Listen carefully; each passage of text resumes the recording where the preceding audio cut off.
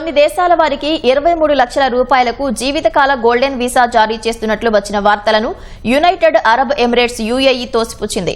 Golden visa మంజూరు షరతుల్ని సరళీకరించినట్లు కొన్ని పత్రికల్లో తప్పుడు కథనాల్ని గమనించామని, ఒక విదేశీ వాణిజ్య కన్సల్టెన్సీ ద్వారా అన్ని కేటగిరీల వారు గోల్డెన్ వీసా పొందవచ్చంటూ పేర్కొన్న కథనాలు పూర్తిగా అవాస్తవమని, చట్టబద్దత లేనివని యుఏఈకి చెందిన గుర్తింపు, పౌరసత్వ, కస్టమ్స్, రేవుల భద్రత, ఐసీపీ ప్రాధికార సంస్థ స్పష్టం చేసింది. గోల్డెన్ వీసా దరఖాస్తుల పరిశీలన బాధ్యతను యుఏఈ ప్రభుత్వం నామినేషన్ పద్ధతిన కొన్ని సంస్థలకు అప్పగించదన్న కథనాల్లో వాస్తవం లేదని పేర్కొంది. గోల్డెన్ వీసా గురించి అధికారిక సమాచారాన్ని ఐసీపీ వెబ్సైట్లో పొందవచ్చునని వెల్లడించింది. పెట్టుబడిదారులు, వ్యాపారులు, శాస్త్రవేత్తలు, వైద్యులు, క్రీడాకారులు, విద్యార్థుల కోసం 10 ఏళ్ల కాల పరిమితితో పొడిగించుకునేందుకు వీలైన గోల్డెన్ వీసాను యుఏఈ ప్రవేశపెట్టింది.